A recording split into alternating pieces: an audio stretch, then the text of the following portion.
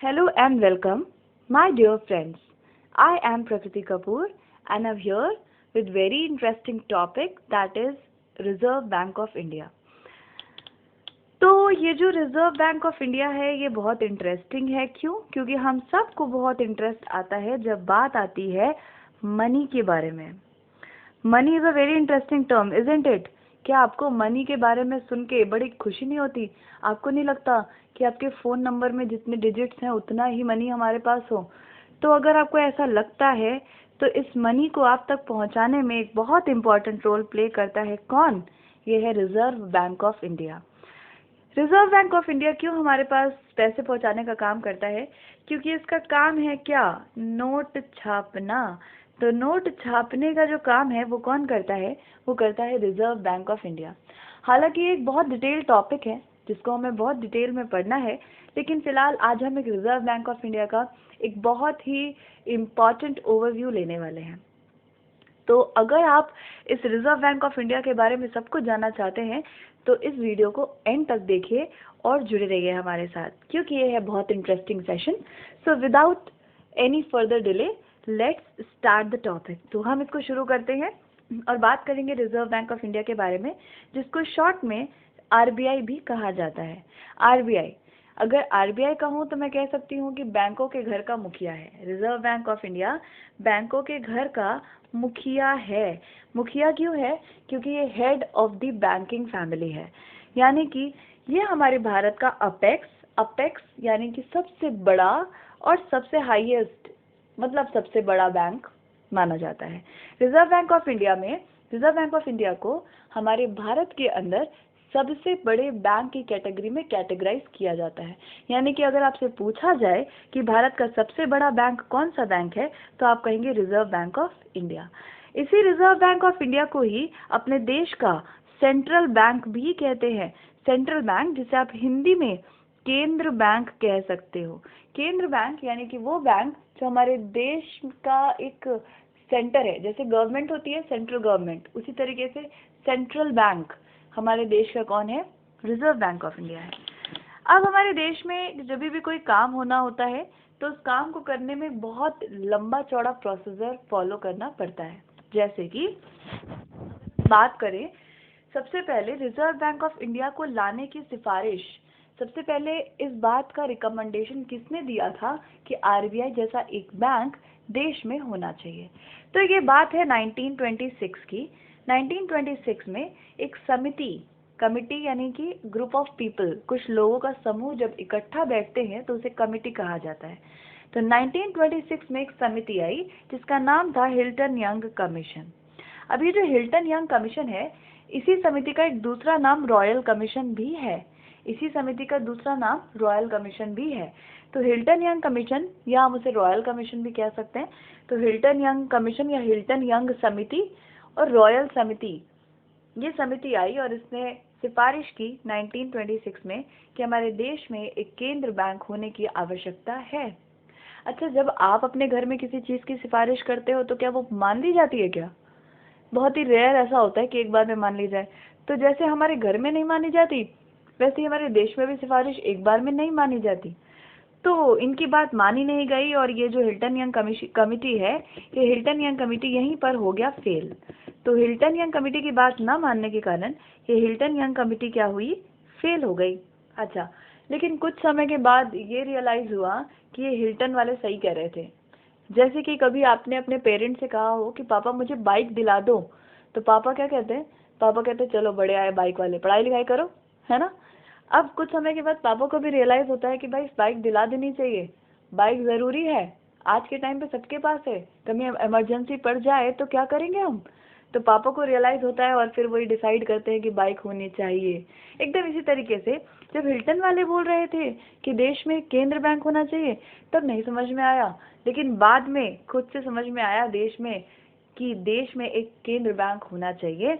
और 1934 में reserve bank of India अधिनियम पास कर दिया गया, मतलब लाया गया, एक्ट लेकर आए। अच्छा, एक्ट वो चीज होती है जब कई लोग इकट्ठे बैठते हैं और किसी मुद्दे पर विचार विमर्श करते हैं कि होना चाहिए कि नहीं होना चाहिए। जैसे कि अगर आपको बाइक चाहिए थी तो उस बाइक के लिए भी पहले घर में बैठकर एक डिस्कशन होता है। देखा जाता है कि कितने लोग यस कह रहे हैं और कितने लोग नो कह रहे हैं, और जो मेजॉरिटी होती है वही बात मानी जाती है। बिल्कुल इसी तरीके से रिजर्व बैंक ऑफ इंडिया को लाने के लिए भी कई लोगों से पूछा गया, देश के जो उच्च पदेन लोग हैं, ऊंचे पदों पर बैठे हुए लोग हैं, उनसे पूछा गया कि आरबीआई होना चाहिए कि नहीं होना चाहिए। और जब ज्यादातर लोगों ने यस कहा तो ये रिजर्व बैंक ऑफ इंडिया अधिनियम पास हो गया। और क्या आ गया? Reserve bank of India.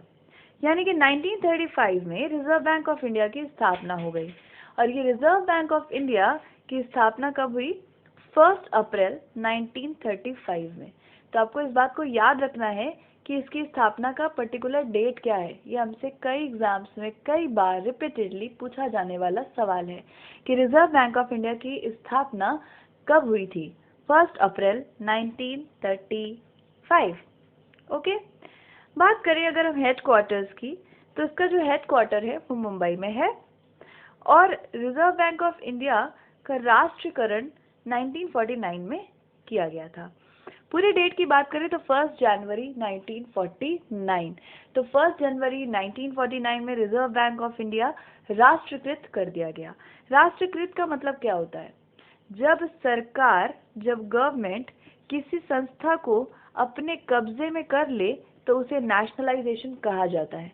Reserve bank of India जब आया तो ये एक प्राइवेट बैंक की तरह काम करने लगा।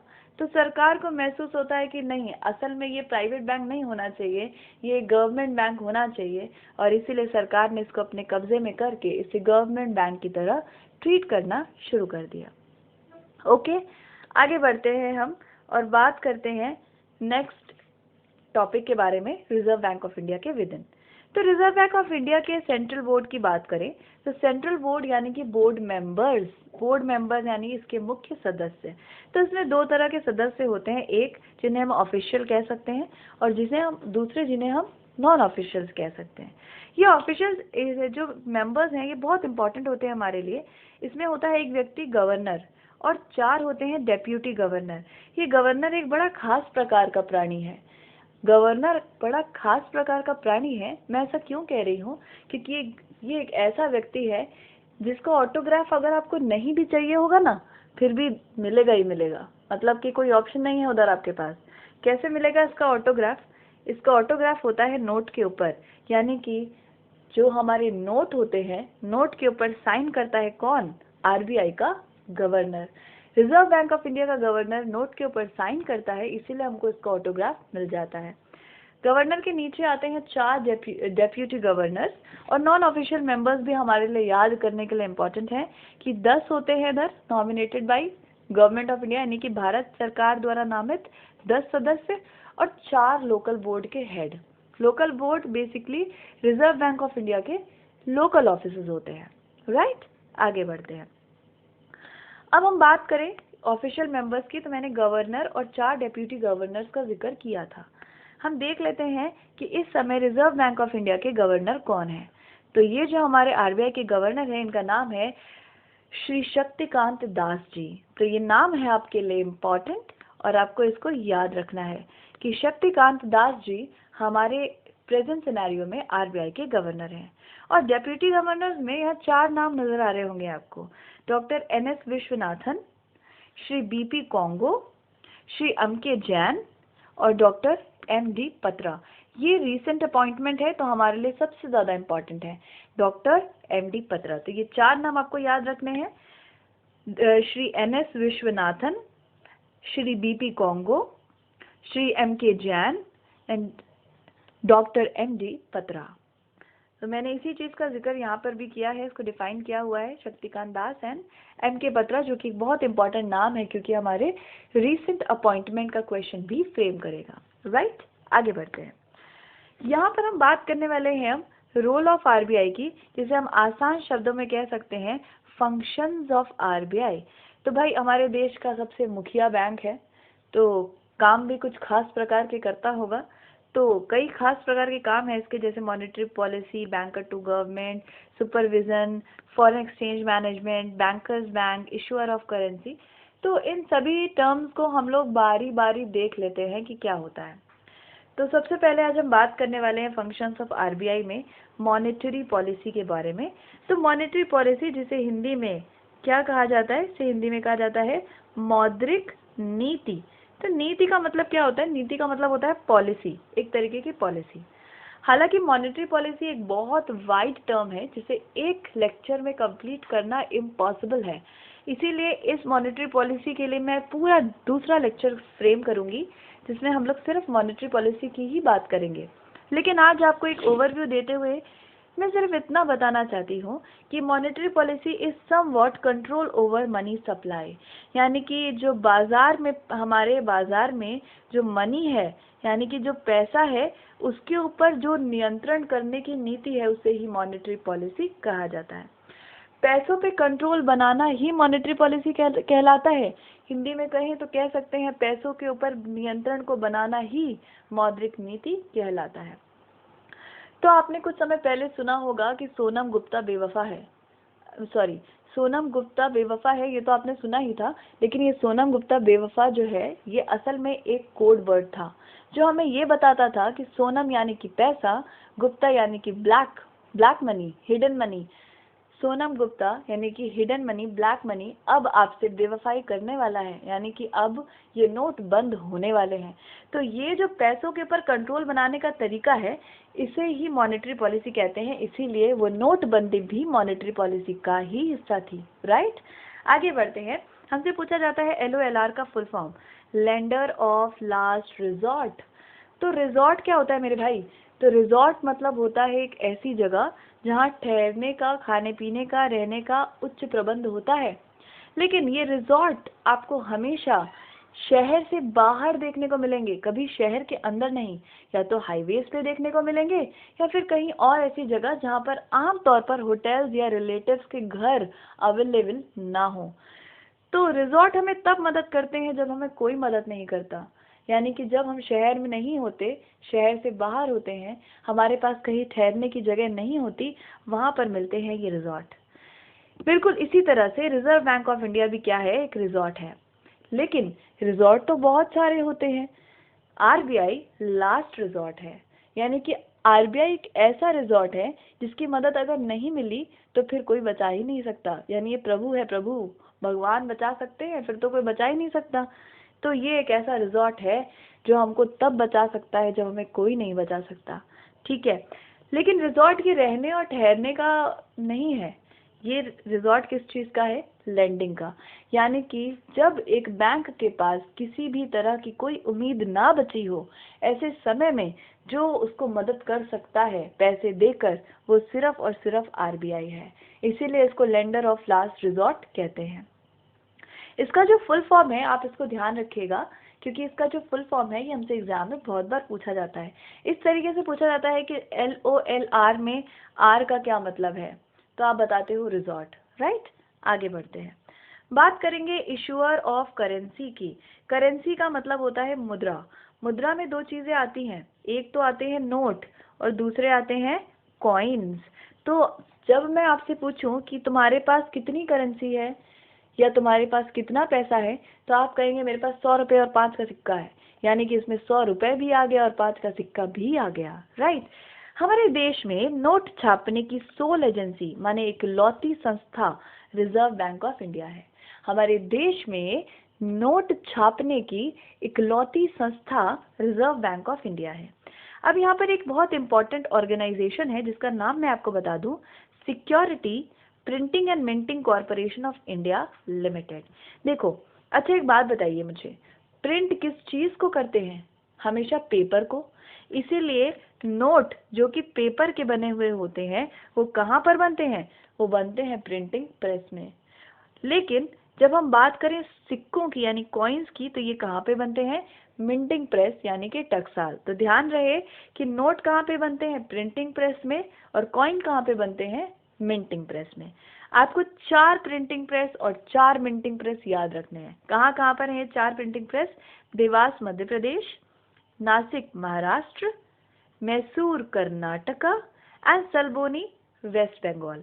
तो ये 4 जो हो गए हमारे, ये क्या हो गए, प्रिंटिंग प्रेस हो गए। और मिंटिंग प्रेस की बात करें तो मिंटिंग प्रेस भी हमें 4 जगह पर है। कहाँ कहाँ पर याद रखना है, मुंबई, कोलकाता, हैदराबाद एंड नोएडा, राइट। आगे बढ़ते हैं, बात करते हैं मैनेजर ऑफ फॉरेन एक्सचेंज की। फॉरेन एक्सचेंज क्या होता है, इसी को हिंदी में विदेशी विनिमय कहते हैं, या हम कह सकते हैं विदेशी विनिमय प्रबंधन का कार्य कौन करता है, रिजर्व बैंक ऑफ इंडिया। अच्छा, इंडिया को अगर व्यापार करना है अमेरिका के साथ यानी कि यूएसए के साथ, तो हमें ज़रूर अपनी मुद्रा को यूएसए की मुद्रा में बदलवाना पड़ेगा। चलिए छोड़ते हैं, थोड़ा और आसान शब्दों में बात करते हैं। अगर इंडिया को व्यापार करना है चाइना के साथ, तो इंडिया में चलता है रुपीस और चाइना में चलता है युआन रेनबी। तो हम या तो रुपीस को युआन में बदलवाएं या युआन को रुपीस में बदलवाएं, तभी तो व्यापार पॉसिबल है ना। तो एक देश को दूसरे देश के साथ व्यापार करने के लिए या तो अपनी मुद्रा को उसमें या उसकी मुद्रा को अपनी मुद्रा में बदलवाने की आवश्यकता है। और ये सारा काम करने की जिम्मेदारी किसको सौंपी गई है, ये जिम्मेदारी सारी सौंपी गई है रिजर्व बैंक ऑफ इंडिया को। रिजर्व बैंक ऑफ इंडिया विदेशी विनिमय का काम करेगा, ये बात कौन से अधिनियम के तहत लिखी गई है। तो देखो ध्यान से सुनो, पहले एक एक्ट आया था जिसका नाम था फॉरेन एक्सचेंज रेगुलेशन एक्ट। कई बार हमसे एग्जाम में पूछा जाता है कि अधिनियम कौन से वर्ष में आया था, तो ध्यान रखेंगे 1973। जब ये एक्ट आया था तो बेसिकली उस टाइम कांग्रेस की गवर्नमेंट थी और ये बहुत स्ट्रिक्ट नियम था, बहुत कड़ा नियम था, और इसमें जो थे 89 सेक्शंस थे।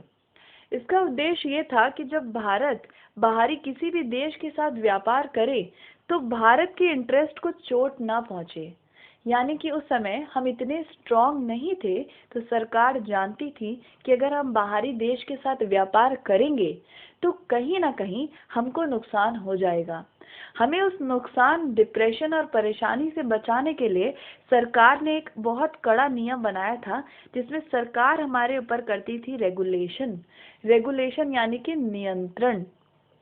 लेकिन कुछ समय के बाद हमें ये महसूस हुआ कि असल में हमें विदेशी व्यापार करने से ही सक्सेस मिलने वाली है, तो हमने इस फेरा का नाम बदल के क्या रख दिया, फेमा रख दिया। फेरा का ही नया नाम फेमा है। ध्यान रखिएगा, ये 2 अलग अलग अधिनियम नहीं है, फेरा का ही नया नाम फेमा है। अच्छा, अब आप मुझे बताइए कि नाम बदलने में कौन है एक्सपर्ट, तो आपको जरूर मोदी जी याद आ रहे होंगे। तो नाम बदलने में है एक्सपर्ट मोदी जी, लेकिन हम मोदी जी का नाम नहीं लेंगे, हम कहेंगे नाम बदलने में है एक्सपर्ट बीजेपी गवर्नमेंट। तो जब बीजेपी गवर्नमेंट आई ना, तो उसने नेम चेंज कर दिया और फेरा का नाम बदल के फेमा रख दिया। और फेमा का फुल फॉर्म क्या होता है, फॉरेन एक्सचेंज मैनेजमेंट एक्ट।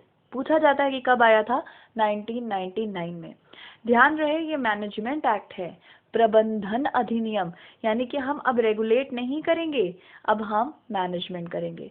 आप किसी को रोक लो या किसी को मैनेज करके चलाओ, कौन सा बेटर है? आई होप मैनेजमेंट ज़्यादा बेटर होगा। अगर आज आपके पेरेंट्स आपको कहें कि मैं तुम्हारे ऊपर नियंत्रण लगाता हूँ, तो आप क्या कहेंगे कि नियंत्रण तो हम पर कोई नहीं लगा सकता, हम तो अपने मन के मालिक हैं। लेकिन अगर पेरेंट्स कहें कि मैं तुम्हारे साथ एक मैनेजमेंट करके चलने वाला हूँ, तो आप कहेंगे जी बिल्कुल, क्यों नहीं, मैं भी तो यही चाहता हूँ कि मैनेजमेंट होके काम होता रहे, राइट। तो ये एक लीनियंट लॉ बना। पिछला वाला कड़ा था लेकिन इसे थोड़ा ढील छोड़ी गई, लीनियंट रखा गया। इसमें 49 सेक्शंस डाले गए और इसमें फॉरेन एक्सचेंज को फैसिलिटेट करने की परमिशन दी गई, यानी हमें आज़ादी दी गई कि हम विदेशी व्यापार कर सके। ये अधिनियम अभी हाल ही में चल रहा है और इसी अधिनियम में लिखा गया है कि विदेशी व्यापार का सारा काम, विदेशी विनिमय का सारा काम रिजर्व बैंक ऑफ इंडिया ही चेक करेगा।